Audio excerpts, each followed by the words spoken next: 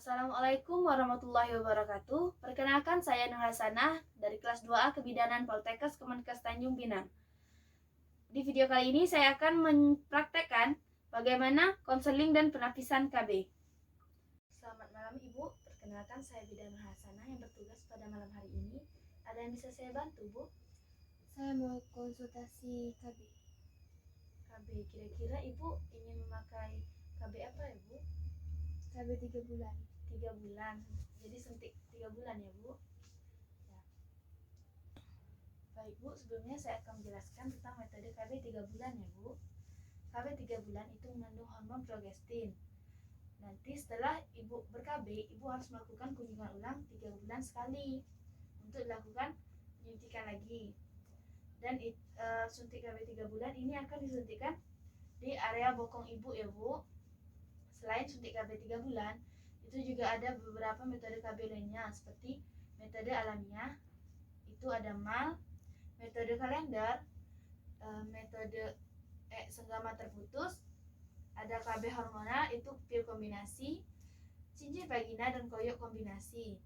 Dan metode barir ada kondom, diafragma, dan spermatisid. Kemudian kontrasepsi progestin itu suntik pil, mini pil, implan, dan AKDR. Dan yang terakhir ada kontrasepsi mantap, itu vasektomi dan tubektomi ya Bu. Nah Ibu, setelah saya menjelaskan tentang metode KB 3 bulan dan beberapa metode KB lainnya, apakah Ibu ingin tetap menggunakan KB 3 bulan atau Ibu ingin mengganti dengan metode KB lainnya, Bu? Tetap saja. Tetap ya Bu. Baiklah, selanjutnya saya akan menjelaskan lebih lengkap tentang metode suntik KB 3 bulan. Metode suntik KB 3 bulan itu bekerja secara utama yaitu mencegah ovulasi dan mengandung hormon progestin. Adapun keuntungannya itu tidak mengganggu hubungan suami istri Bu, tidak mengganggu produksi ASI, dan dapat digunakan pada usia premenopause. Dan kerugiannya itu tidak memberikan perlindungan pada infeksi menular seksual, HIV, dan perlu tenaga terlatih untuk pemasangan dan pencabutannya. Dan serta ia akan memperlambat pemulihan kesuburan.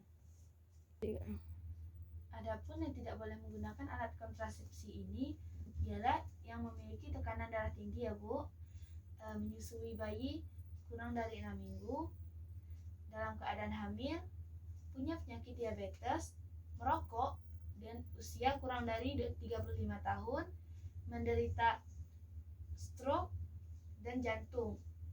Adapun efek sampingnya itu perubahan haid bulan, berat badan naik, sakit kepala ringan, suasana hati berubah, nyeri payudara, mual muntah, gairah seksual menurun, dan berjerawat.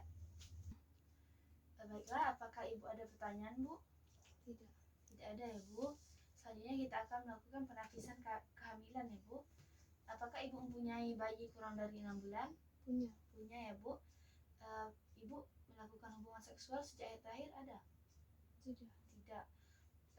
Apakah Ibu melahirkan bayi kurang dari 4 minggu? Tidak.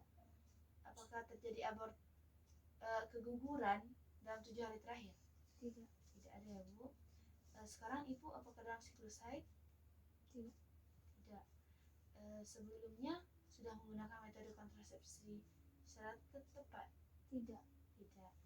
Selanjutnya saya akan menanyakan tentang kondisi atau keadaan medis Ibu ya, Bu. Ibu pertama haid usia berapa, Bu? 13 tahun. 13 tahun, ya, Bu. Ibu apakah ada riwayat kanker payudara? Tidak. Kanker serviks, Bu? Tidak. Penyakit hati? Tidak. Hepar atau tumor? Tidak. Tidak. Tromboli vena ada, Bu? Tidak. Penyakit stroke? Tidak. Jantung? Hipertensi? Tidak. Obesitas? Tidak. Diabetes? Apa Ibu merokok? Tidak. Sakit kepala seperti migrain? Tidak. Tidak ya, Bu. Maaf Bu, apa Ibu ada HIV atau AIDS, Bu? Tidak ada ya, Bu. Baik, berdasarkan penapisan kehamilan dan keadaan medis Ibu cocok menggunakan suntik KB 3 bulan. Selanjutnya saya akan menjelaskan lebih lengkap tentang suntik KB 3 bulan. 6. Baik Bu, tadi saya sudah menjelaskan bahwa Ibu cocok menggunakan suntik KB 3 bulan.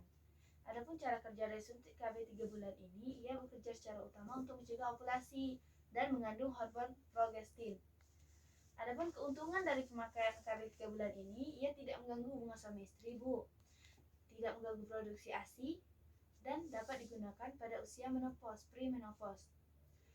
Adapun kerugiannya itu tidak memberikan perlindungan pada infeksi menular seksual dan perlu tenaga terlatih untuk pemasangan dan pencabutannya, serta dapat memperlambat pemulihan kesuburan ibu.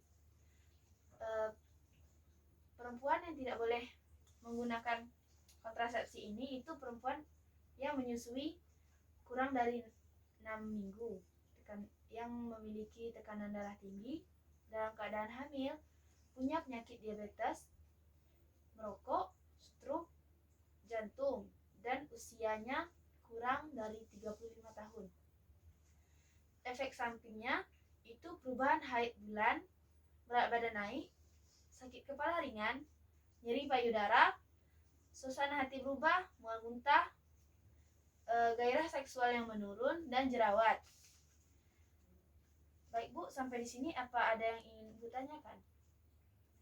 Tidak ada ya Bu, berarti sudah cukup jelas ya Bu.